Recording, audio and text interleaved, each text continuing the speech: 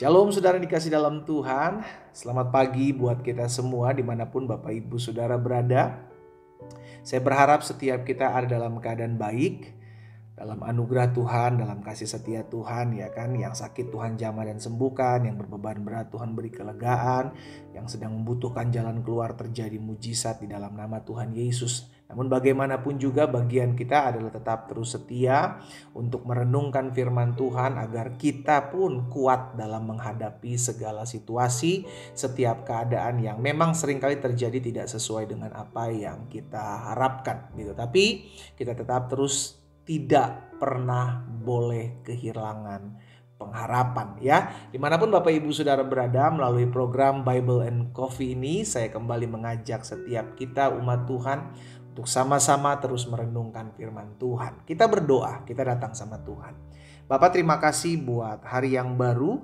Kami mengucap syukur karena hari ini adalah hari yang Tuhan jadikan buat kami.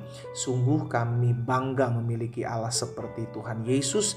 Allah yang sekali-kali tidak pernah meninggalkan kami. Allah yang sekali-kali tidak pernah membiarkan kami.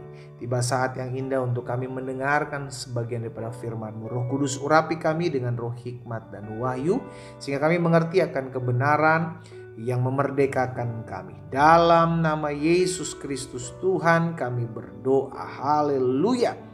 Amin. Amin. Puji Tuhan. Saudara dikasih dalam Tuhan, dalam kita mengiring Tuhan, tatkala kita menerimanya, setelah kita menerima Yesus sebagai Tuhan dan Juru Selamat, maka Alkitab mencatat kita yang sudah dibaharui, kita yang telah mengenakan manusia baru harus mau membaharui terus-menerus. Istilahnya kalau handphone itu upgrade aplikasinya, ya kan, upgrade bukan handphonenya di-upgrade gitu kan. Kalau memang lagi banyak duit boleh juga, tapi aplikasinya, mesinnya gitu, atau cara kerjanya, otaknya kok ininya ya saudara ya.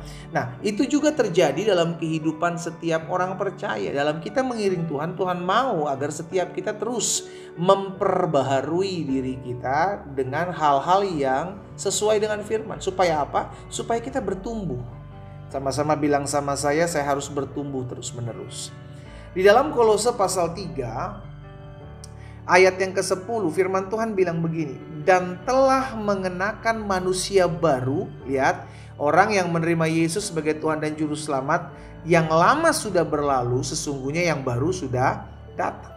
Dengan kata lain, orang yang menerima Yesus sebagai Tuhan dan Juru Selamat, dia adalah new creation, manusia baru, ciptaan baru. Apakah sudah berhenti setelah itu? No, dia harus terus-menerus. Makanya Alkitab katakan, setelah mengenakan manusia baru yang terus-menerus diperbaharui. Jadi hidup orang percaya itu, saudara dikasih dalam Tuhan, harus terus-menerus diperbaharui. Dan terus-menerus diperbaharui untuk memperoleh pengetahuan yang benar menurut gambar Khaliknya, ya. Jadi orang percaya, suka tidak suka, mau tidak mau, terima tidak terima, dia harus terus mengupgrade dirinya. Dia harus terus-menerus memperbaharui dirinya. Supaya apa? Supaya dia bergerak maju segambar serupa dengan Kristus menurut gambar Khaliknya, Alkitab katakan, ya. Karena kalau kita mengikut Tuhan, terus kita nyaman dengan keadaan kita, ya yang penting saya udah terima Yesus lah pendeta, ya yang penting saya udah setia beribadah lah pendeta, ya yang penting saya udah rajin memberikan persepuluhan lah pendeta, ya yang penting saya udah begini, maka kita pelan tapi pasti akan mundur. Kenapa? Karena keadaan kita adalah nyaman. Itu sebabnya sudah dikasih dalam Tuhan, Alkitab hari ini mengajarkan kepada setiap kita untuk terus mengupgrade diri kita, memperbaharui.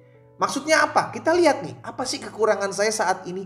Oh, saya masih kurang sabar. Ayo upgrade dirimu jadi lebih sabar ngadepin si A, si B, si C. Oh, kadang saya suka sombong, kadang saya suka tinggi hati. Ayo upgrade dirimu untuk menjadi lebih rendah hati.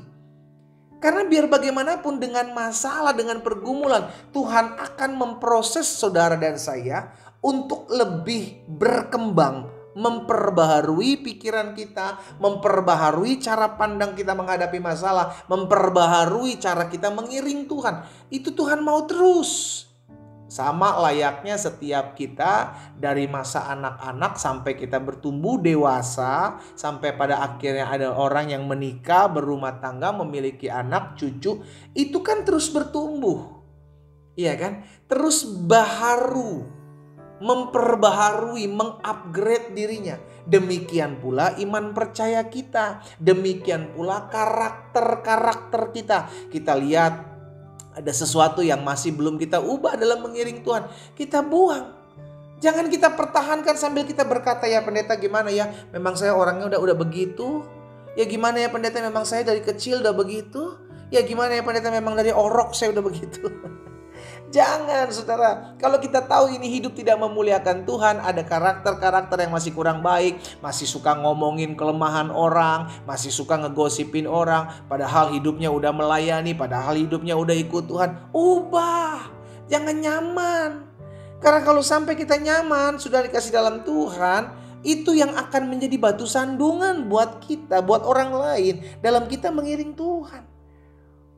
Jadi ketika kita menerima Yesus, kita dibaharui. Ketika kita menerima Yesus, kita menjadi ciptaan yang baru, manusia baru.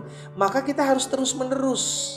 Makanya Alkitab tadi katakan terus menerus, gak berhenti.